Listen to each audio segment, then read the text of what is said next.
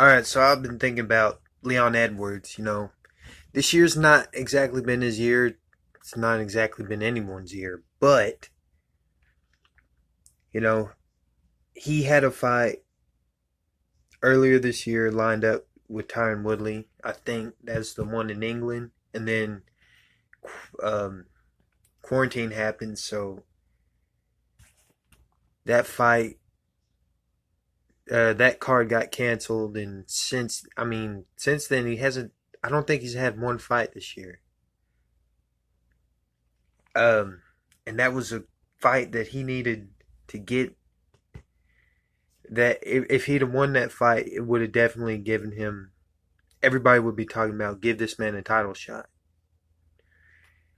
But the name of the division has been Jorge Masvidal, and ever since the Masvidal Diaz rematch has been circulating, everybody's been complaining about Masvidal should give. Masvidal is ducking Leon. Ducking Leon. He should be fighting Leon.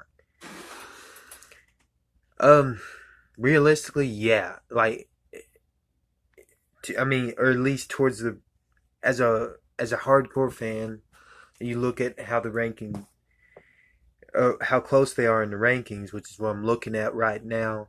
Even though rankings don't mean a whole lot, I'd say yeah, but it's not the best. It's not the smartest move for Masvidal, especially if he's wanting to get a title shot, a rematch with the champ.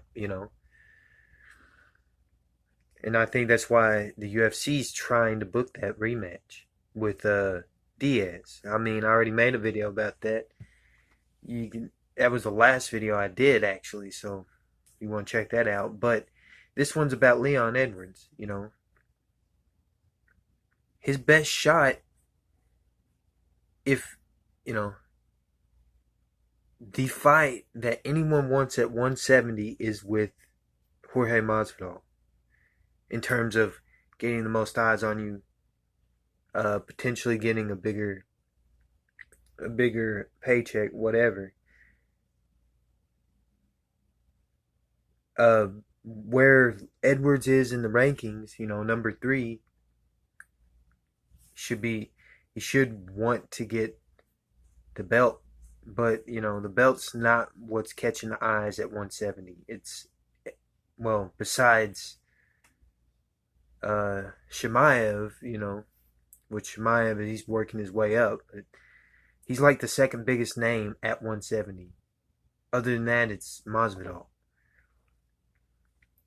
And so, the only reason I bring that up is just to say, you know, these bigger names or these people that everyone's paying attention to. These are the guys that these are the guys that all these other fighters should be they that they want. Those are the fights that they actually want, especially because it's a winnable fight for Edwards against Masvidal. But it's like Masvidal doesn't care about a fight with Edwards. That doesn't do anything for him to get him to the belt. And plus, he's already said what he feels and thinks about Edwards anyway last year. So, how does Edwards get that fight? Well, like I said, I think Masvidal is stating his claim for a rematch with Usman, or with a rematch with Usman. Edwards needs the belt in order to get a fight with Masvidal. If he had the belt right now, you know, Edwards' name would probably be in Masvidal's mouth. Um, or at least, if the Nate thing wasn't up. But how can he get that title shot when the champion's busy with the number one contender? All right, then you can fight the guy above you, which is Colby Covington. Oh wait, he's got a fight coming up with Tyron Woodley. So there's So the three guys above Edwards, they're tied up right now. What should you know, what's the best course of action for Edwards? I mean, even if they weren't tied up, people aren't super interested, or Edwards doesn't have people's opinion on being the next guy in line for the belt, or whatever. But there's a few other for Edwards. The thing I think he should do, if he's able to fight, that's another thing. I don't know if he's actually able to fight, but let's say he is able to fight. He should be calling out guys like Thompson, guys like Jeff Neal, Anthony Pettis. You know, these are now Thompson's a tricky fight, but let's say he calls him out and he wins a fight against Thompson. He's able to dominate Thompson. You know, especially with how recency bias works. It's people are gonna and people are gonna likely they're gonna be like, dude, give this guy a title shot, or even if hardcore fans aren't all about that. At least it gives him something to do, keep his name in people's mouths, and then fight the loser of